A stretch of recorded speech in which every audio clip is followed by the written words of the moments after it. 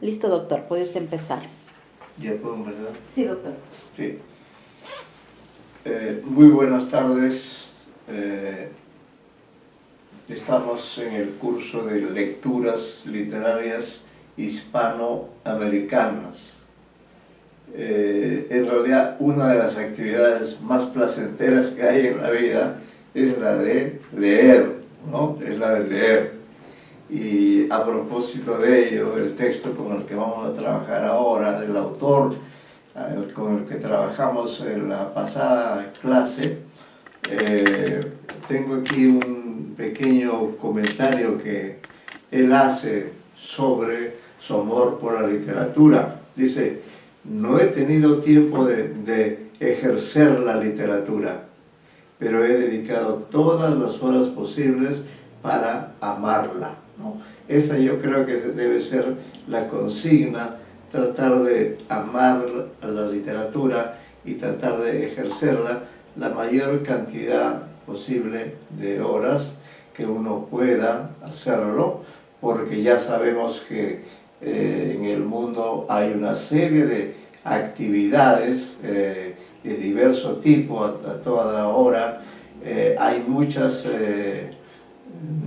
facetas, hay muchas actividades que el ser humano realiza simple y llanamente para la tarea suprema, que es la de vivir o la de sobrevivir según las circunstancias.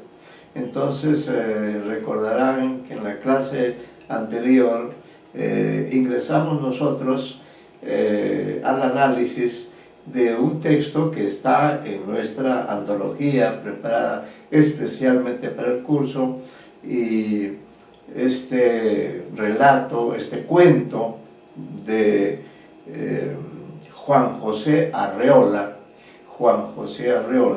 se llama Confabulario. Ese es el nombre del libro donde él agrupa sus textos. Es una especie de título emblemático, ¿no? Cuando uno habla de Arreola, en realidad recuerda mucho el título de Confabulario. Uno identifica a este autor con ese título que él ha puesto, no a toda, pero sí a la parte más importante de su obra. Confabulario quiere decir que es un libro sobre fábulas, porque él trabaja mucho con fábulas, con cuentos, con relatos. En realidad él es multifacético, es polifacético, es sumamente creativo dentro de la literatura latinoamericana. Veo que está muy bien considerado, ¿no? Ya falleció nuestro querido Juan José Arreola, pero nos dejó una obra que nos permite seguir disfrutando de lo mejor que él sabía hacer, que era escribir historias. La ficción es muy importante porque nos enriquece, porque nos enseña a vivir, nos pone frente a situaciones posibles, frente a situaciones que se parecen a las del mundo real, y por tanto, mediante ese procedimiento de comparación, uno puede aprender algo más de la vida real, o ese mundo posible que es el mundo de la literatura, ese mundo ficcional, a mí me enriquece en todos los sentidos, en el sentido conceptual, en el sentido ideológico, emocional, científico, arqueológico, en fin, porque la literatura en realidad tiene esa capacidad de abarcar todos los temas posibles. La literatura no tiene fronteras, ¿no? No tiene fronteras, como dice nuestro querido Jorge Luis Borges, una pequeña también anécdota sobre él. Él hace un comentario en alguna oportunidad en que le hablan de la lectura, de la literatura. Entonces dice, a propósito de alguien que le ha hecho seguramente un comentario un poco desfavorable, él dice, a nadie, si a una persona no le gusta leer, que no lea. Si no le place leer, que no lea literatura. Porque dice, a nadie se le puede obligar a ser feliz. Eso es lo que dice, ¿no? Y hay que interpretar ese sentido sumamente agudo que tiene nuestro querido Borges, porque ¿quién no quiere ser feliz en la vida? Y aquí lo que él está promoviendo justamente, digamos, esa idea contradictoria, paradójica, ¿no? A nadie se debe obligar a ser feliz, cuando lo que en el fondo deseamos nosotros es ser precisamente felices, contentos, disfrutar al máximo de la vida. Entonces, como en la clase de ayer, perdón, no es la clase de la semana pasada, tuvimos oportunidad de analizar con la señorita Vicuña, con bastante detalle, un relato que se llama Eva, ¿no? Eva, que ya desde su título es muy connotativo, es decir, el nombre Eva es sinónimo de mujer. Recuerden que había un programa de música que se llamaba Eva y yo, ¿no? Bueno, el solo nombre es connotativo, así como también el nombre de Caín es connotativo, ¿no? Caín es connotativo de el hombre que mata, ¿no? El asesino, el Caín, el fratricida. Y bueno, en el caso de Eva, pues no puede haber, por lo menos dentro de nuestra cultura occidental, no puede haber un nombre de mujer más popular, más famoso, más polisémico que Eva, porque Eva es supuestamente el nombre que le puso Dios a la mujer que creó de las costillas de Adán. Fábula que nadie se la cree, por supuesto, pero que estamos obligados a aceptar bajo pena de castigo. No podemos cometer ninguno de los 7 pecados capitales, entre ellos el de la mentira, ¿no? Bueno, entonces eso nos dio oportunidad de conocer el modo tan particular como él tenía de tratar este tema precisamente de las relaciones entre el hombre y la mujer. Creo que uno de los temas dominantes dentro de su amplia temática es el tema de cómo son las relaciones entre el hombre y la mujer desde el comienzo de los tiempos, desde la época de Eva precisamente, ¿no? Y aquí, basándose en esa capacidad de connotación que tiene el nombre Eva, él realiza, crea, construye un relato que es sorprendente, que lo vamos a leer para recordar brevemente, hacer un comentario porque alguna de las 2 alumnas no asistió. Entonces aquí vamos a ver cómo él construye un relato como debe ser. Si un relato debe ser inteligible, bueno, puede alterar la lógica, sí, pero siempre y cuando no pierda el sentido, el texto, ¿no? Pero sí puedo yo agregar, quitar, cambiar. ¿Por qué? Porque hay una estructura básica, que es la del relato, que nos indica que un relato siempre transcurre en un cierto lugar, en un cierto tiempo. Eso no puede faltar nunca, ¿no? Hoy día, por ejemplo, nuestra clase es de 3 a 4:30, es a través del aula virtual, es en nuestro espacio tiempo histórico. Hoy día, si no me equivoco, es 7 de diciembre de 2021, de manera que eso que está ocurriendo en el mundo real también ocurre en el mundo de la fantasía. Pero además, diríamos, en el mundo real existen millones de seres vivientes, no digo solamente humanos, sino seres vivientes, pueden ser animales, pueden ser también es hombres, quizá pueda incluso haber especies que no conocemos, ¿no? Entonces, cada uno de esos personajes es además un elemento complejo, ¿no? Porque en primer lugar tiene necesidades, ¿no?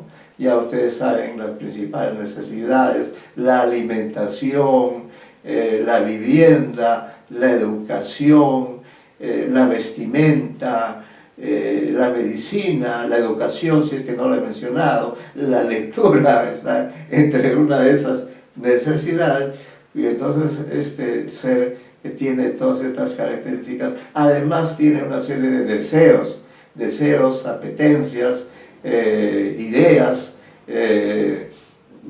conceptos, domina ciertas ciencias, realiza adecuadamente ciertos objetos, es un ingeniero, es decir, tiene una riqueza extraordinaria, porque el hombre ha venido al mundo a enriquecerse en el sentido material, en el sentido espiritual. Y creo que una de las formas de enriquecerse acerca de todo lo que existe en la realidad es precisamente la literatura, ¿no? Y a propósito de ello, pues quería leer nuevamente este texto para que ustedes vean que hay una estructura ahí. Está el espacio-tiempo, ya lo dijimos, están los personajes con todos aquellos elementos que caracterizan a una persona. Imagínense ustedes cuántas ciencias estudian al ser humano. 20, 50, no lo sé, lo cual indica que el ser humano es complejo desde todo punto de vista, ¿no? A su vez, por cierto, además de los personajes, están los acontecimientos, el orden en que estos acontecimientos ocurren, el tiempo que demoran estos acontecimientos, el carácter, son acontecimientos amorosos, son acontecimientos bélicos, políticos, económicos, financieros, humorísticos, históricos, académicos, familiares, etc. Todo es un fin, pero todo esto está organizado, ¿no? Con relación a estos elementos que son el espacio-tiempo, siempre en este sentido de el lugar y el tiempo en que ocurren ciertos hechos, pero también hay otro tiempo histórico, ¿no? Que también alude a la historia que se está contando, pero que además le da un sentido, le da un significado. Y eso es aquí lo que maneja muy bien Juan José Arreola, ¿no? Como les decía, a él parece que le ha interesado de manera dominante tratar en las historias, tratar el problema, tratar la situación que enfrenta a hombres y mujeres que somos los que poblamos el universo, ¿no? Y que desarrollamos en nuestra vida, y a lo largo de nuestra vida pasan pues una serie de acciones diversas, pero lo que contadas en una historia deben tener un inicio adecuado, apropiado, ¿no? Debe ser un inicio así cortante, exacto, o puede ser un inicio un tanto indefinido, ¿no? Y luego tiene que haber un conjunto de personajes entre los cuales se tejen diversas relaciones, jerarquías, elementos de la existencia humana, el mundo del trabajo, el mundo de la filosofía. Es decir, el ser humano vive dentro de una serie de mundos reales, mundos cronológicos y mundos posibles que también los ha creado principalmente a través de la literatura.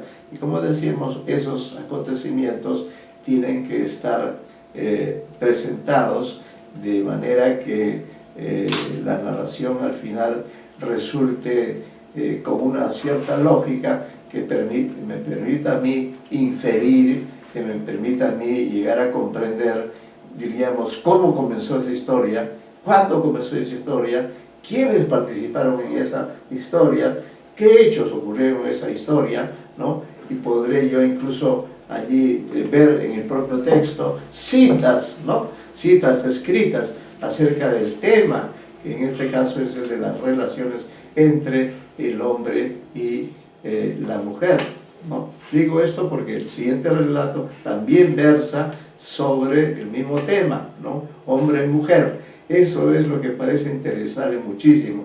¿Y por qué? Pues porque es ser humano, ¿no?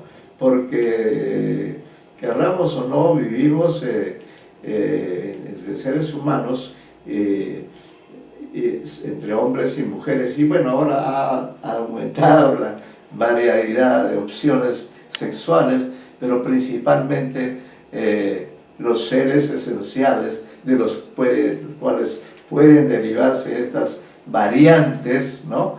Como son el hombre y la mujer, tal como fueron creados por Dios, según la versión bíblica. Entonces, teniendo en cuenta ese trasfondo, ve esa gran historia que es la historia del origen del hombre, teniendo en cuenta ese contexto mayor, ese tiempo histórico, ese tiempo gigantesco, contextual, ¿no? Arreola ubica allí en un espacio pequeño, como vamos a ver, pero que de pronto se vuelve enorme.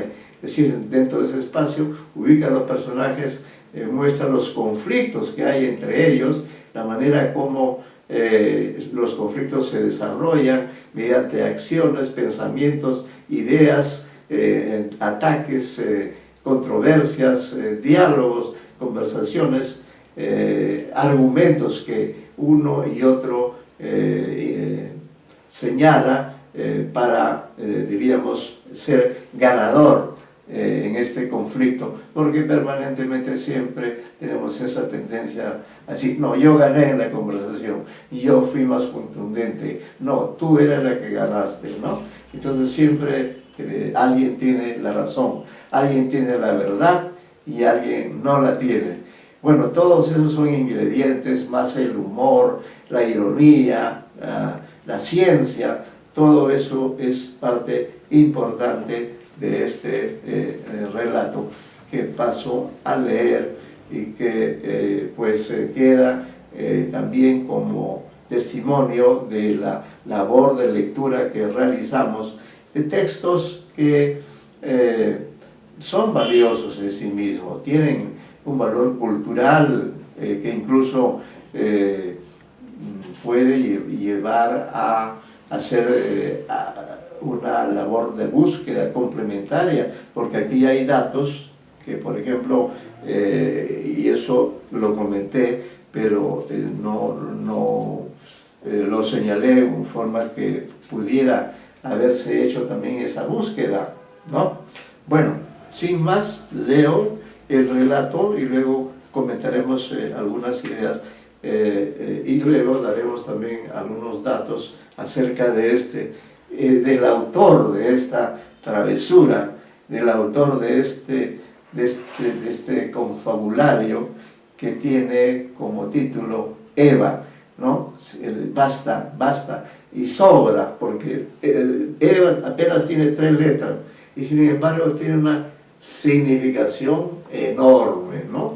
Lo cual quiere decir que la significación de una palabra no depende del tamaño o del número de sílabas que tenga, sino de todo lo que ha ido acumulando allí el ser humano a través del tiempo, ¿no? Y claro, como Eva es antiquísima, pues y le ha ocurrido muchas cosas en todo ese tiempo, ha acumulado un conocimiento cierto, histórico, mitológico, fantasioso, humorístico, irónico, es decir, en la medida en que todos procedemos de esa pareja original, estamos inmersos de uno o de otro lado, ¿no?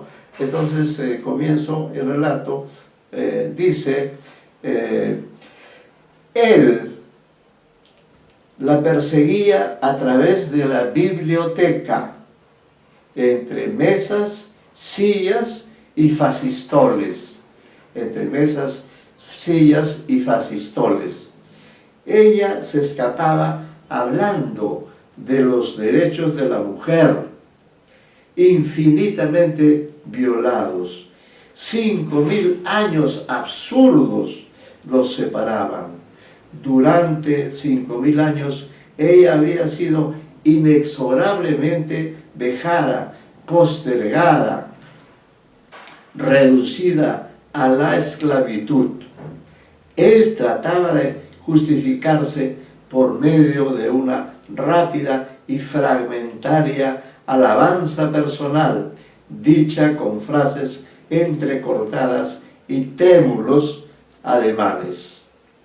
En vano buscaba él los textos que podían dar apoyo a sus teorías.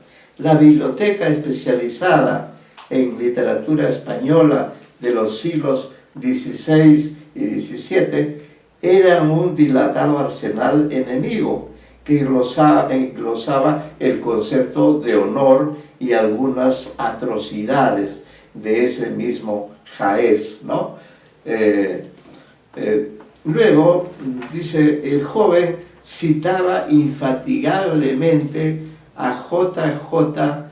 Bachofen, ¿no? Anoten ese nombre, porque no, como decía ayer o en la clase anterior, no sé si Bachofen es un invento de Arreola o que sí alguien que existió realmente, y por eso es citado aquí por el narrador, que dicho sea de paso, es un narrador en tercera persona. Eso es algo que olvidé, que es muy importante. No hay historia, no hay relato, sino hay el narrador. Él es el que realiza la labor de crear. Es una especie de Dios que va creando la historia mediante cada expresión. Entonces, retomo, dice, el joven citaba infatigablemente a J.J. Bachofen, el sabio que todas las mujeres debían leer, porque les ha devuelto la grandeza de su papel en la prehistoria. Si sus libros estuvieran a mano, él habría puesto a la muchacha ante el cuadro de aquella civilización oscura, regida por la mujer, cuando la tierra tenía en todas partes una recóndita humedad de entraña y el hombre trataba de alzarse de ella en palafitos, ¿no? Palafito dice construcción que se alza en la orilla del mar, dentro de un lago o en terrenos anegables, sobre estacas o pies derechos, ¿no? Ese es un palafito. Bueno, dice que si él hubiera tenido a mano los libros de Bachofen, hubiera puesto a la muchacha, dice, ante el cuadro de aquella civilización oscura regida por la mujer, cuando la tierra tenía en todas partes una recóndita humedad de entraña y el hombre trataba de alzarse de ella en palafitos. Pero a la muchacha todas estas cosas la dejaban fría, Aquel periodo matriarcal, por desgracia no histórico y apenas comprobable, parecía aumentar su resentimiento. Se escapaba siempre de anaquel en anaquel, subía a veces a las escalerillas y abrumaba al joven bajo una lluvia de denuestos. Afortunadamente, en la derrota, algo acudió en auxilio del joven. Se acordó de pronto de Heinz Wolpe, es otro personaje del cual se acuerda. Se acordó de pronto de Heinz Wolpe. Su voz adquirió citando a este autor un nuevo y poderoso acento. Entonces lee aquí este joven que no tiene nombre, pero que está participando de la historia. Dice, lee a Heinz Volpe, ¿no? Dice, en el principio solo había un sexo, evidentemente femenino, que se reproducía automáticamente. Un ser mediocre comenzó a surgir en forma esporádica, llevando una vida precaria y estéril frente a la maternidad formidable. Sin embargo, poco a poco fue apropiándose de ciertos órganos esenciales. Hubo un momento en que se hizo imprescindible. La mujer se dio cuenta demasiado tarde de que le faltaban ya la mitad de sus elementos y tuvo necesidad de buscarlos en el hombre, que fue hombre en virtud de esa separación progresiva y de ese regreso accidental a su punto de origen. La tesis de Volpe sedujo a la muchacha. Miró al joven con ternura. El hombre es un hijo que se ha portado mal con su madre a través de toda la historia, dijo casi con lágrimas en los ojos. Eso es lo que dijo la joven. Lo perdonó a él, perdonando a todos los hombres. Su mirada perdió esplendores, bajó los ojos como una Madonna. Su boca, endurecida antes por el desprecio, se hizo blanda y dulce como un fruto. Él sentía brotar de sus manos y de sus labios caricias mitológicas. Se acercó a Eva temblando y Eva no huyó. Y allí, en la biblioteca, en aquel escenario complicado y negativo, al pie de los volúmenes de conceptuosa literatura, se inició el episodio milenario a semejanza de los palafitos, ¿no? Este es, entonces, el relato, como ven, es un relato breve, comprensible a mi modo de ver, pero que plantea a lo largo de la historia ciertos elementos, ciertas ideas, ¿no? En primer lugar, vemos que en este relato hay una confrontación permanente entre una pareja de seres humanos. Los dos han sido creados por el narrador. El narrador es simple y llanamente la escritura de Juan José Arreola, pero en todo caso Arreola ha preferido contar ahora la historia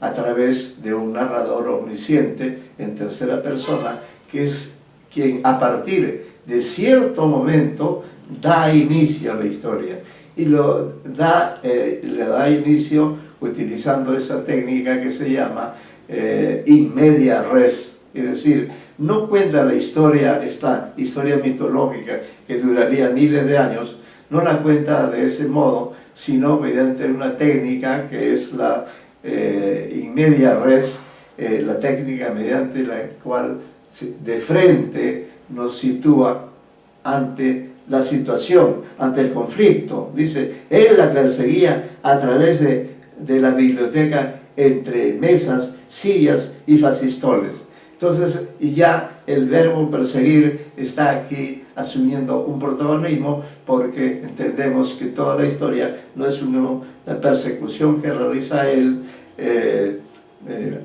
la biblioteca a Eva, cuyo nombre sí está señalado en el relato, ¿no? Y luego, como vemos que esta persecución, que es un hecho neto de acción, ¿no? Tiene elementos que la hacen, no es una persecución cualquiera, no es una persecución en la cual un asesino persigue a un joven para robarle, para quitarle el celular. Esa también es una persecución. O cuando un policía persigue a un delincuente que acaba de cometer un hurto. No, acá es otra la persecución. Acá es una persecución por motivos, diríamos, mitológicos, por motivos históricos, por motivos sin duda ficcionales, por motivos narrativos, porque en la historia tiene que haber siempre un enfrentamiento, ¿no? Y por eso dice ella se escapaba, hablando de los derechos de la mujer, infinitamente violados. 5000 años absurdos los separaban. Así que 5000 años y ya el hombre y la mujer estaban separados, ¿no? Como consecuencia de lo que había ocurrido hace ese tiempo tan lejano. Y reitera el narrador, esta es una idea del narrador, pero que la transmite para el lector, dice: durante 5000 años ella había sido inexorablemente vejada, postergada, reducida a la esclavitud. Él trataba de justificarse por medio de una rápida y fragmentaria alabanza personal dicha con frases entrecortadas y trémulos ademanes. Hemos dicho entonces que los personajes son seres reales, son seres creíbles, y que en este caso son seres que tienen digamos una relación conflictiva, porque él persigue a ella con el deseo de poseerla, ¿no? Pero ella a su vez se defiende con argumentos, se defiende con ideas que recuerdan que esa relación que se rompió hace 5000 años y que en consecuencia fueron 5000 años que ella había sido inexorablemente vejada, postergada, reducida a la esclavitud. Frente a estos argumentos, ¿no?, que avivan el conflicto, la respuesta de él es la de hacer una justificación personal, nada más, ¿no? Dicha además con cierta incertidumbre. Y sigue la persecución, sigue la secuencia. Dice: en vano buscaba él los textos, se va a los textos él, que podían dar apoyo a sus teorías. La biblioteca especializada en literatura española de los siglos XVI y XVII era un dilatado arsenal enemigo que glosaba el concepto de honor y algunas atrocidades de ese mismo Jaez. Ese también es un concepto del narrador, ¿no? Claro, de alguna forma tiene sentido este planteamiento que él hace, porque tiene que ver con los derechos del hombre y de la mujer, con la forma como la literatura ha visto a través de los miles de años tanto al hombre como a la mujer, desde los tiempos edípicos, desde los tiempos de Edipo, de Antígona, e incluso quizá desde antes, ¿no? La confrontación, el diálogo controversial continúa. El narrador da cuenta de cómo el joven citaba, dice infatigablemente, a Bachofen. Queda ahí la incógnita de saber quién es Bachofen, pero él, en todo caso, se encarga de decirnos que es el sabio que todas las mujeres debían leer, porque les ha devuelto la grandeza de su papel en la prehistoria, Si sus libros estuvieran a mano, él habría puesto a la muchacha ante el cuadro de aquella civilización oscura, regida por la mujer, cuando la tierra tenía en todas partes una recóndita humedad de entraña y el hombre trataba de alzarse de ella en palafitos, ¿no? Entonces aquí se está lamentando la carencia de estos libros que hubieran permitido que el joven hable en detalle las características de esta civilización oscura, dice, regida por la mujer, cuando la tierra tenía en todas partes una recóndita humedad de entraña, ¿no? Entonces el joven lamenta no tener a la mano estos libros para poder contrarrestar a los argumentos de Eva. ¿Y qué ocurre con Eva? Pero a la muchacha todas estas cosas la dejaban fría. Aquel periodo matriarcal, por desgracia no histórico y apenas comprobable, parecía aumentar su resentimiento.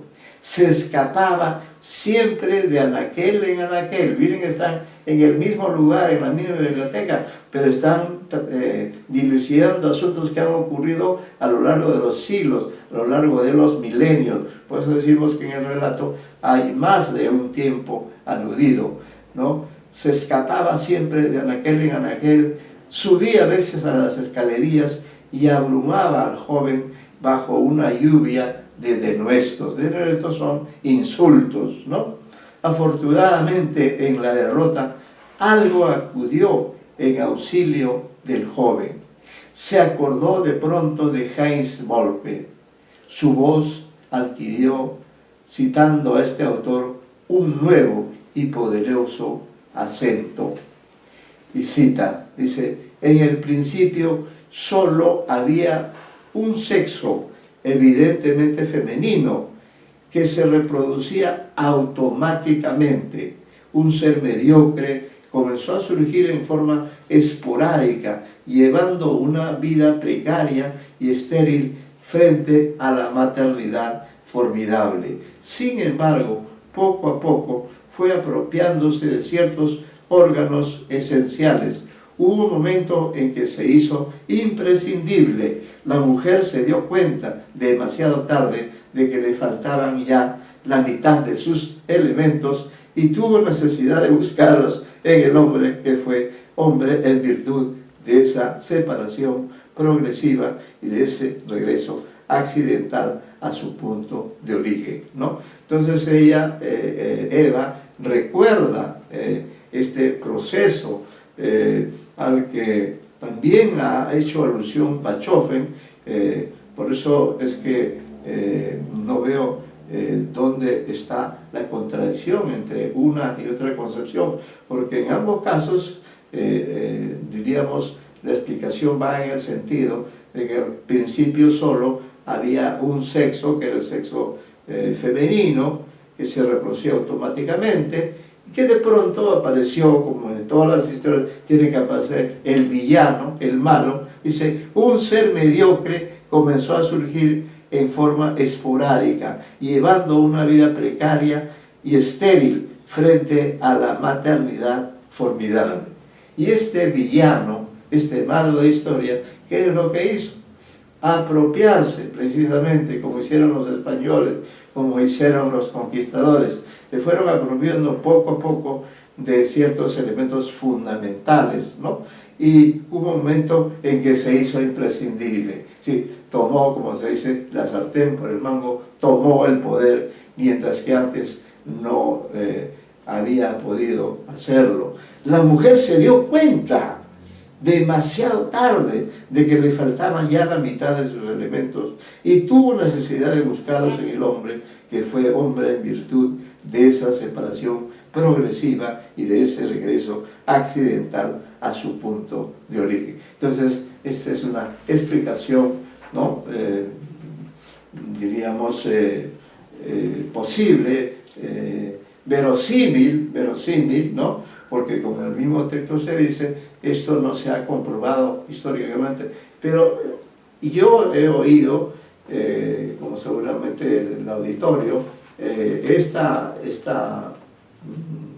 teoría, ¿no? Según la cual hay un sexo original, hay un periodo del matriarcado, y que luego este matriarcado, pues por el transcurrir de los hechos, y quizá porque realmente ocurrió este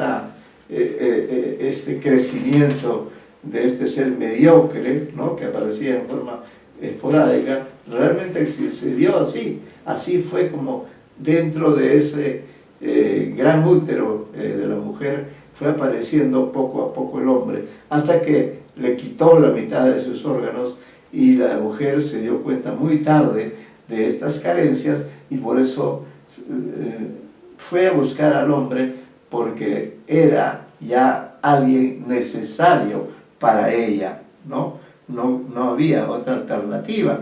Y entonces eso hace que la muchacha cambie, ¿no?, a este proceso de convencimiento que ha hecho él a Eva. Puede llamarse, desde el punto de vista semiótico, la manipulación. Es decir, lo que ha hecho él es persuadirla a ella mediante un conjunto de ideas, mediante una teoría, a través de argumentos, ha fundamentado, la ha convencido, le ha hecho creer que lo que dice él es cierto. Eso es la manipulación, ¿no? Y entonces ella ha cambiado totalmente de posición, y dice, miró al joven con ternura, incluso cita, ¿no?, el hombre es un hijo que se ha portado mal con su madre a través de toda la historia, dijo casi con lágrimas en los ojos. Miren cómo cambió como producto de esto. No ganó el ser humano con la violencia, en este caso, con el fusil, o con alguna otra, con el cuchillo, con el feminicidio, como ocurre todos los días en Lima, sino ganó mediante el argumento de las obras, las teorías que están en los libros. Entonces eso también nos está diciendo el cuento, la narración, que debemos leer, porque en esos cuentos o en esos libros de cualquier área, de cualquier tema, vamos a encontrar la respuesta a los problemas que se nos enfrenta en el plano real, en el plano concreto, ¿no? Para eso han existido, para eso se han creado las ciencias, y las ciencias pues se han traducido en libros, y son los libros los grandes amigos, ¿no?, que nos alcanzan el conocimiento, ¿no? El conocimiento siempre ha existido, pero tiende a incrementarse, aunque lo que hay que hacer es precisamente utilizarlo, enriquecerse de ese conocimiento. Y una de las formas más complejas y completas de enriquecimiento o de apropiación, si se quiere, es la lectura, porque mediante la lectura en realidad asimilamos todos los elementos del lenguaje, desde el plano sonoro hasta el plano semántico, pasando por el sintáctico, por el estilístico, ¿no? Toda esta ciencia de la retórica de la que se habla, todos estos conceptos, estas teorías de análisis están allí en esos libros donde se ha escrito el funcionamiento de la literatura. Y lo que ha hecho aquí simplemente nuestro querido amigo Juan José Arreola es jugar con estos elementos. En este caso, por ejemplo, jugar con la personalidad de Eva, mostrar a Eva débil, ¿no? Dice, lo perdonó a él, perdonando a todos los hombres. ¿Ve? Qué generosa es Eva. Su mirada perdió esplendores, bajó los ojos como una Madonna. Su boca, endurecida antes por el desprecio, se hizo blanda y dulce como un fruto. Vea ahí un recurso literario, una comparación, un símil hermoso, ¿no? Su boca, endurecida antes por el desprecio, se hizo blanda y dulce como un fruto. El fruto ha caído. Él sentía brotar de sus manos y de sus labios caricias mitológicas. Miren qué interesante este enunciado. Él sentía brotar de sus manos y de sus labios caricias mitológicas. ¿Por qué mitológicas? Porque pues está en los genes del ser humano, de manera que cuando uno abraza a un hombre o a una mujer, según el caso, uno está reproduciendo, repitiendo ese gesto que hizo Adán ante Eva. Son cosas que están allí muy metidas, y por eso todo hecho que existe en la realidad tiene un carácter mitológico. ¿Por qué? Porque nos remite a los orígenes de nuestra naturaleza, de nuestra civilización, y como un cierre, en este caso el relato comenzó con un conflicto que se fue luego desarrollando de manera muy equilibrada, como han visto ustedes, de manera cordial, aunque hubo de por medio carreras y ciertos golpes con los libros, pero vean ustedes cómo en el mismo lugar donde comenzó el conflicto, allí, en ese mismo lugar, termina el conflicto.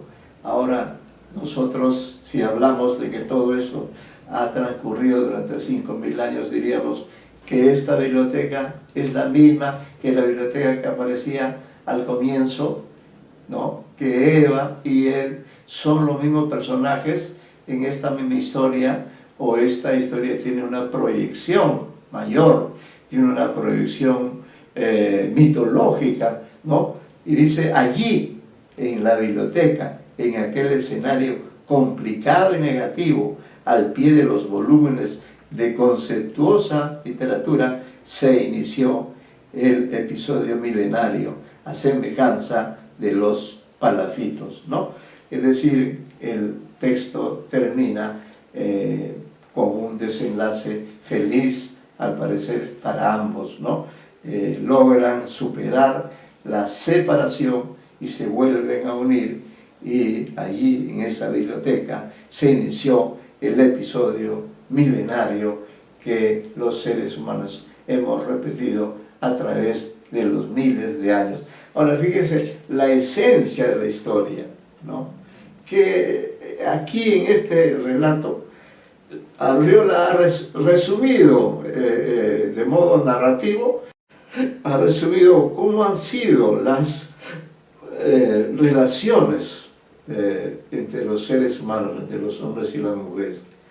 Ha tomado en cuenta los elementos indispensables y necesarios, los ha utilizado, a los personajes de conflicto, dialogando, además los personajes dialogan, en algunos casos leen, también son muy importantes el lugar donde ocurren los hechos, es en una biblioteca, en un lugar donde justamente están los libros que nos dan el conocimiento que todos buscamos. Entonces el escenario en sí mismo también tiene un gran significado, tiene una gran implicancia en el sentido que le da Arriola a este relato, ¿no?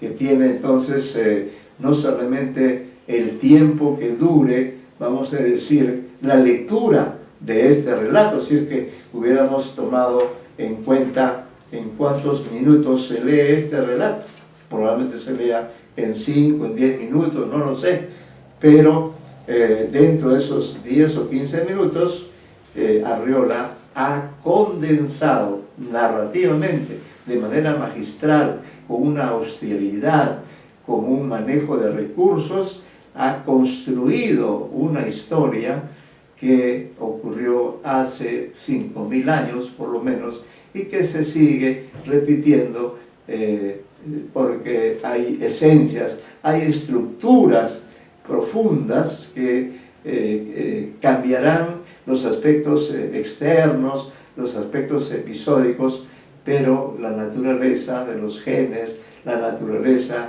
del hombre, de la mujer, se mantienen, y ese doble plano es el que ha querido mostrar nuestro querido Juan José Arriola.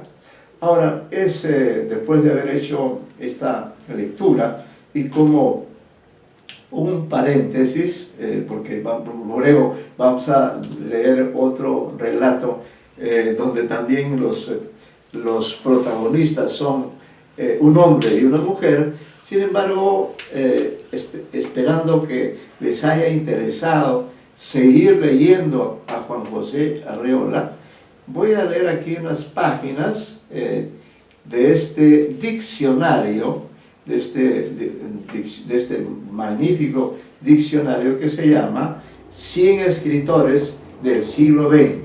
100 escritores del siglo XX, ámbito hispánico, ¿no?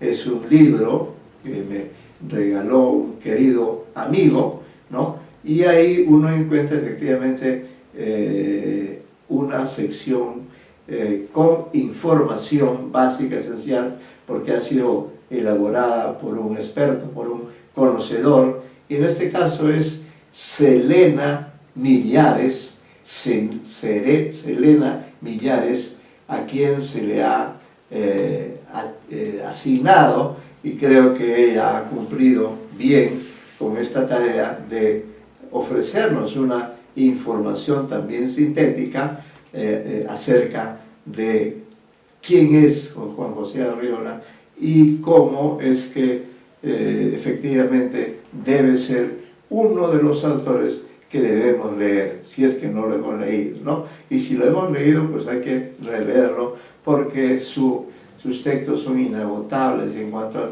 significado, son complejos, son profundos, son realmente a veces desconcertantes, ¿no?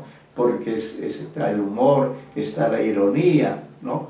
Está, sí, efectivamente, la ironía, están muchos los pecados capitales que hay, ¿no? Que hacen que el mundo sea bastante más complejo de lo que ya es. Bueno, voy a leer como parte de la información acerca de este autor, de Juan José Arreola, un texto suscrito por Selena Millares, una especialista en el campo de la literatura, en este caso en lengua española, ¿no? Y nuestro curso precisamente se realiza en español. Leo entonces con unas pausas para poder hacer menos dura la lectura. Me esforzaré de leer de manera que ustedes realmente puedan enriquecerse con la información que nos brinda Selena Millares, que tiene un epígrafe. Cuando ustedes escriben un texto, también pueden poner un epígrafe. Aquí él ha puesto un epígrafe de una obra de él que se llama De Memoria y Olvido, del año 85, ha puesto este epígrafe, estas palabras: no he tenido tiempo de ejercer la literatura, pero he dedicado todas las horas posibles para amarla. Esa es la idea que transmite Juan José Arreola. Y ahora vamos a lo que nos dice a propósito de él esta especialista Selena Millares. Bien, ingenio, inteligencia, humorismo y una portentosa imaginación son algunas de las claves que vertebran la producción de Juan José Arreola, México 1918-2001. Considerado junto con Juan Rulfo y Carlos Fuentes, patriarca de la narrativa mexicana del siglo XX y también uno de los fundadores del llamado boom hispanoamericano que emerge en el panorama internacional de la escritura a partir de los años 60. Maestro del cuento breve y del microrrelato y devoto del magisterio de Franz Kafka y Marcel Shaw, Juan José Arreola llegó a la literatura desde los caminos accidentados del Esto es importante desde los caminos accidentados del autodidactismo, es decir, aprendió él por su cuenta, que lo llevarían a la producción de una obra tan breve como memorable. Nacido en Jalisco, como los escritores Juan Rulfo, ya vemos que Jalisco produce buenos escritores, debe ser una buena tierra. Digo, nacido en Jalisco, como los escritores Juan Rulfo y Agustín Yáñez, y el pintor José Clemente Orozco, entre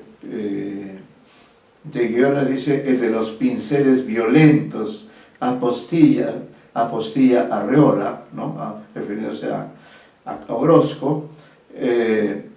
Arreola fue el cuarto de 14 hermanos, imaginen ustedes, 14 hermanos, y sobre sus ascendientes de origen vascongado comenta, y cito a Arreola: procedo en línea recta de dos antiquísimos linajes, soy herrero por parte de madre y carpintero a título paterno, de allí mi pasión artesanal por el lenguaje. Se cierra la cita. Dice, sobre su talante un tanto chaplinesco, añade con su humor legendario, y cita aquí a Arreola: di los primeros pasos seguido precisamente por un borrego negro que se salió del corral. Tal es el antecedente de la angustia duradera que da color a mi vida, ¿no? Cerramos la anécdota. Su infancia tendrá como telón de fondo la guerra cristera, una guerra importante en la historia de México, situación que lo aleja de las aulas y lo lleva a aplicarse desde los 12 años a una diversidad de oficios casi inverosímil: aprendiz de imprenta, vendedor ambulante, periodista, mozo de cuerda, cobrador de banco, impresor, comediante, panadero, profesor de secundaria, reportero, comentarista de fútbol, ¿ah? El que nos ganó a todos. Bien, muchísimos oficios. Ese itinerario vital rocambolesco no le impide rondar desde muy temprano el mundo de las letras, al que llega siendo niño, orientado por un maestro de primaria que le descubre la poesía. Ese será el primer género que transite, y le sigue el teatro, donde se integran las 3 farsas que escribe entre 1939 y 1940. ¿Cómo se llaman? Se llama La sombra de la sombra, es una; 2, Rojo y Negro; y 3, Tierra de Dios. Esas son las farsas que escribió. En los años 40 funda en Guadalajara la revista EOS, donde publica en 1943 su cuento, con comillas, hizo el bien mientras vivió. Y con Juan Rulfo y Antonio Alatorre, la revista PAN. Además estudia en la Escuela de Teatro del Instituto Nacional de Bellas Artes y trabaja después como actor bajo la dirección de Rodolfo Osigli y Javier Villaurrutia. Viaja incluso a París para estudiar con grandes maestros como Jean-Louis Barrault y Louis Joubert, y llega a actuar en la Comedia Francesa. Su poco éxito en esas lides lo hará regresar a México y centrarse en el oficio de escritor. A partir de entonces se incorpora al Colegio de México, que deriva de la Casa de España, fundada en 1938. Como un paréntesis le diré que sí, que en el Perú no existe una institución que se llame el Colegio de Perú, no, pero en México sí, es al parecer una institución de muy alto nivel, el Colegio de México, y probablemente es una institución académica, aparte de la Academia Mexicana de la Lengua, y seguramente allí van grandes talentos por los nombres que he podido, diríamos, recordar, ¿no? Ahí estuvo, por ejemplo, Alfonso Reyes, que es otro grande que también merece ser leído. Bien, dice, no le fue bien en Europa, no le fue bien en el teatro y se regresó a México para retomar su oficio de escritor. A partir de entonces se incorpora al Colegio de México, que deriva de la Casa de España, fundada en 1938, y comienza una efervescente actividad en el mundo de las letras. Funda el Centro Cultural Casa del Lago, organiza seminarios de escritores y sus talleres de literatura se convierten en semillero de jóvenes creadores durante décadas, de manera que los talleres son ideas pues extraordinarias, ¿no? Crea la editorial Los Presentes, donde publican por primera vez Carlos Fuentes y Elena Poniatowska. Miren con quienes se juntaba, con quienes comenzó a publicar, ¿no? Crea la editorial Los Presentes, donde publican por primera vez Carlos Fuentes y Elena Poniatowska, y recibe becas para la escritura de sus dos primeros libros, Varia Invención, así se llama, de 1949, y Confabulario, 1952, que es el libro de donde hemos tomado el texto leído hoy. Título inventado que sugiere una colección de fábulas y confabulaciones, fábulas y confabulaciones.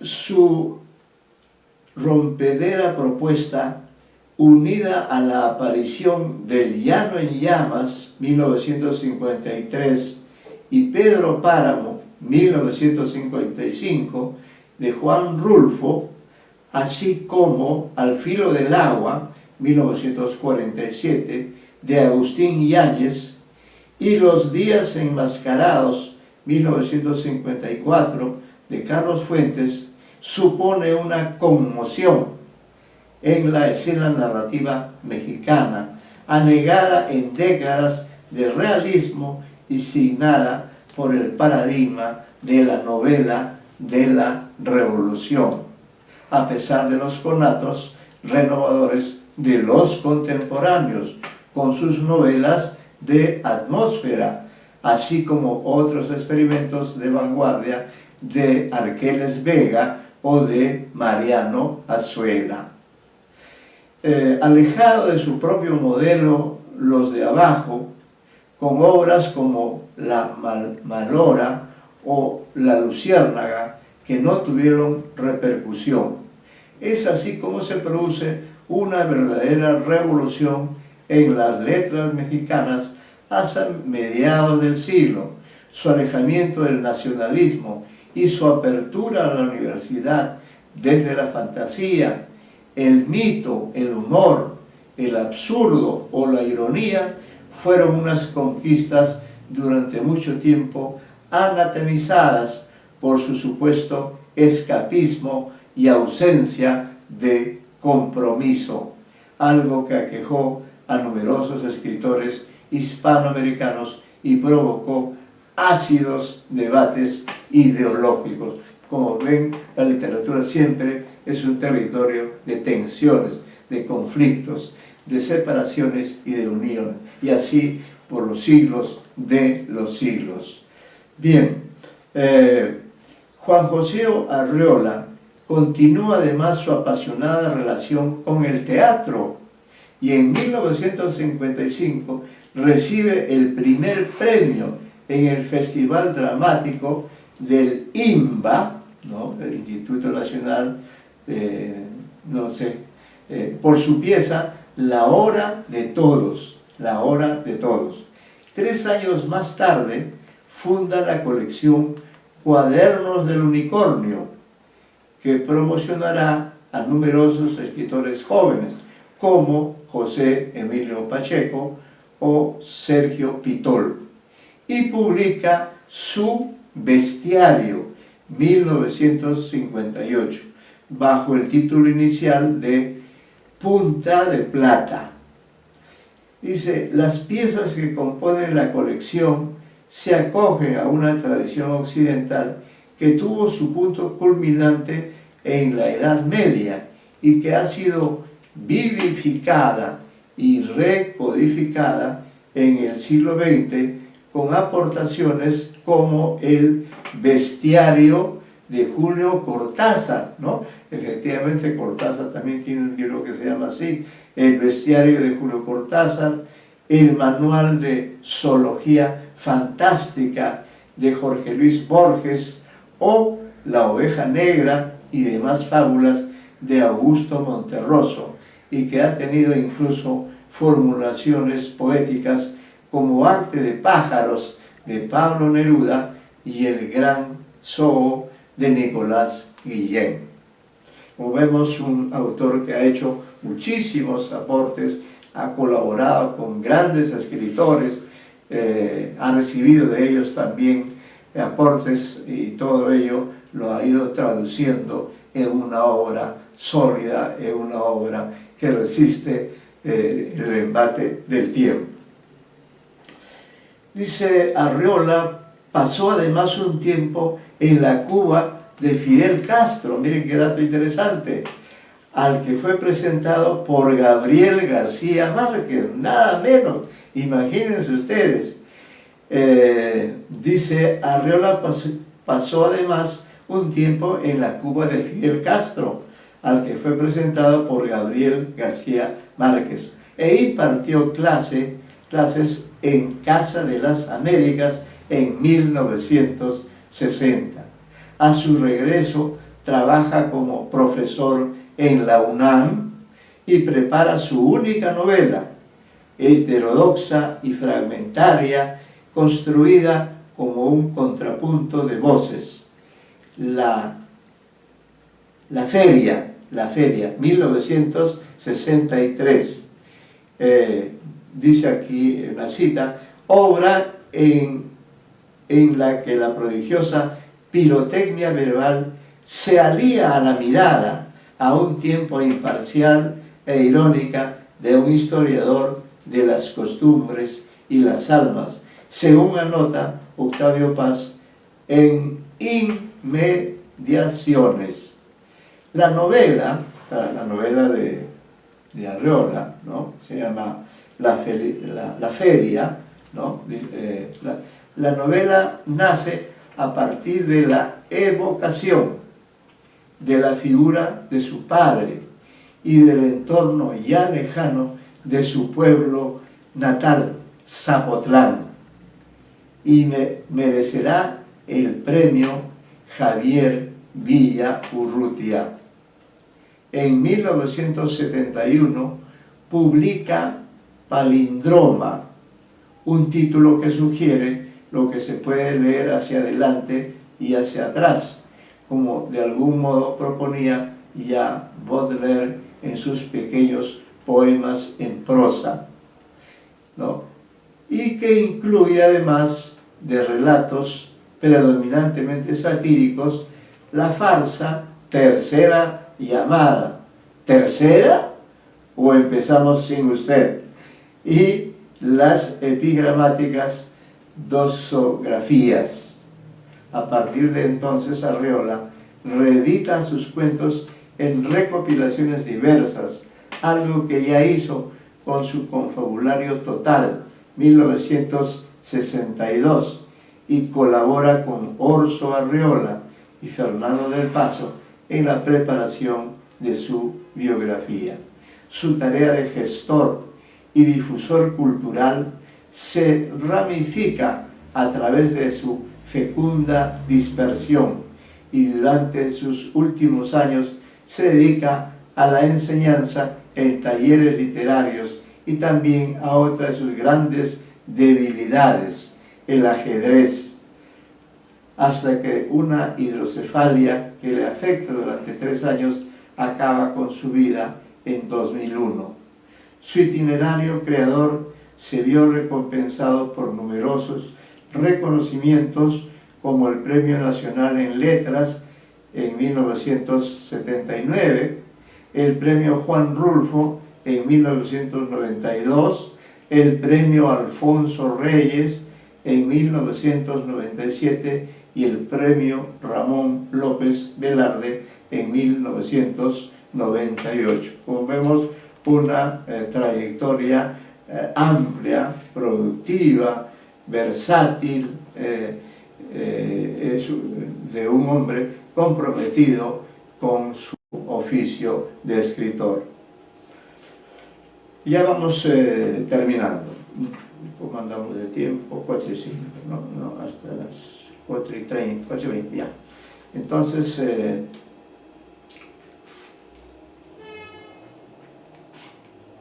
acá estamos. Dice, Juan José Arreola, maestro del relato breve, cuenta en su país con 2 notables antecedentes, ambos pertenecientes al Ateneo de la Juventud de un lado, el estilo terso y sin alambiques de Alfonso Reyes, ojo, que da vida, por ejemplo, a los cuentos y diálogos de El Plano Oblicuo. Alfonso Reyes, muy admirable, por favor.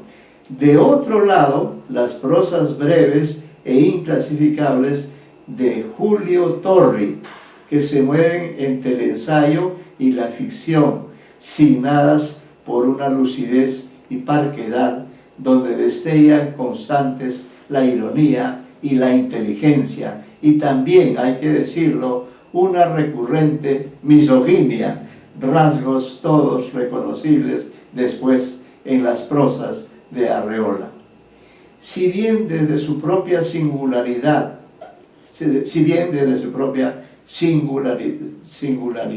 ¿no?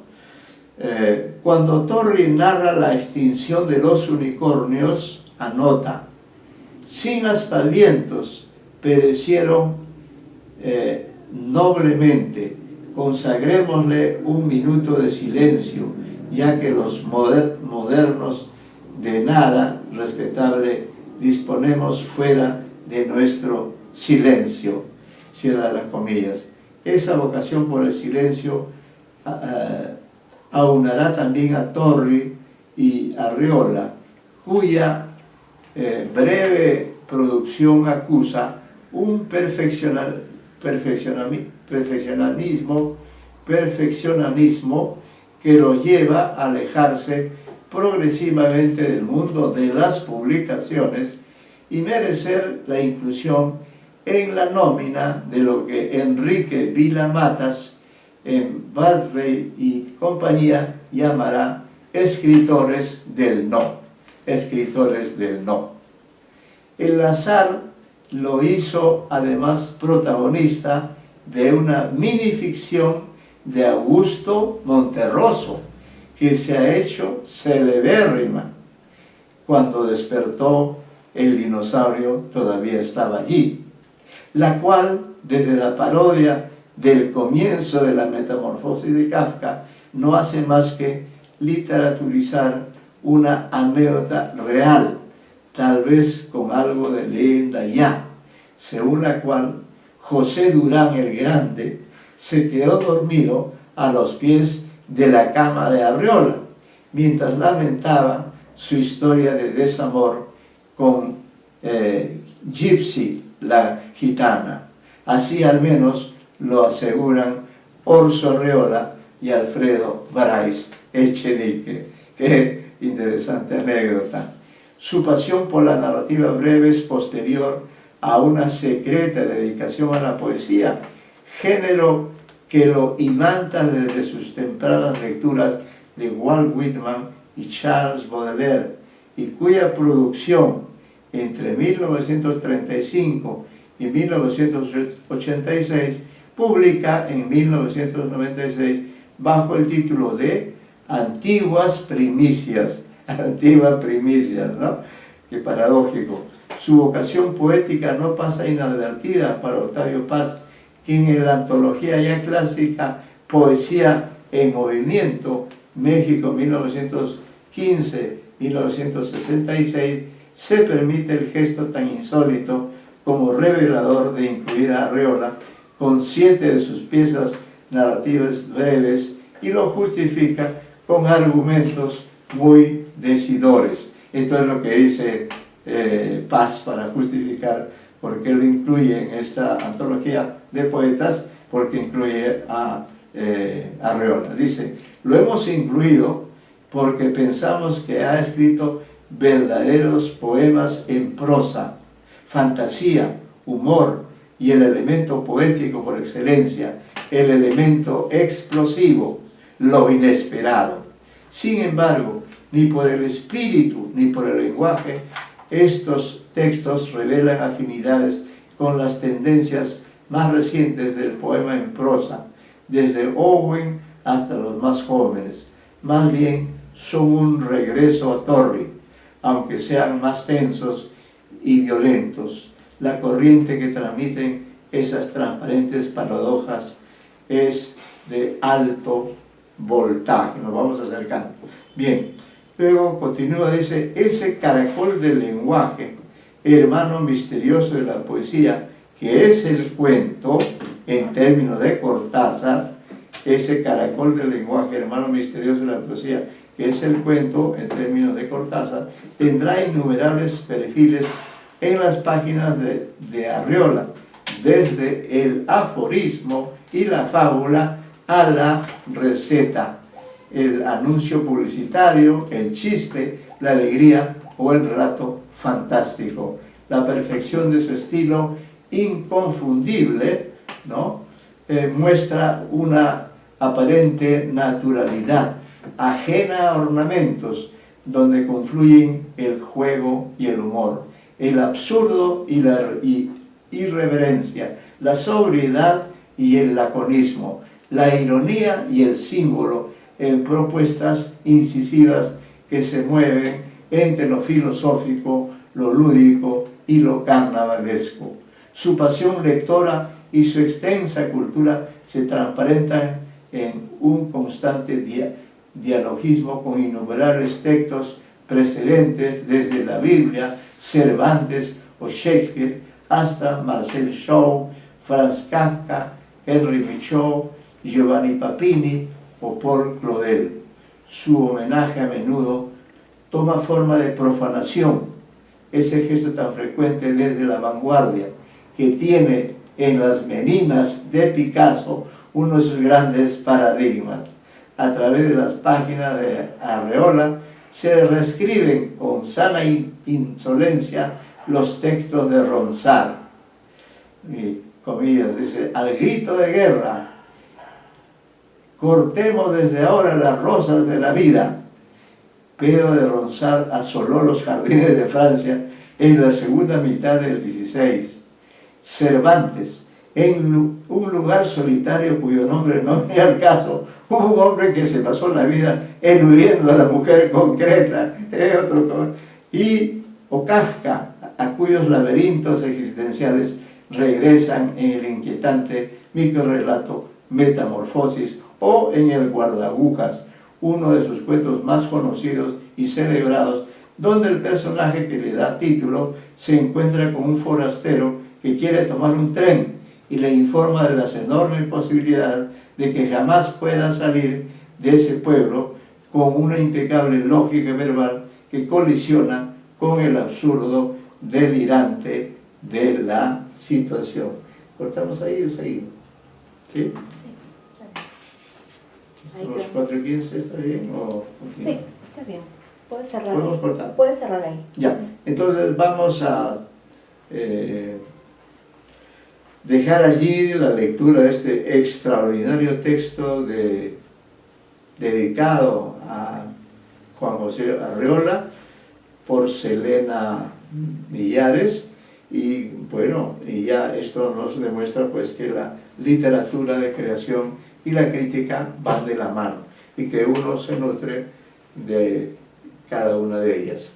Muchas gracias, muy buenas tardes.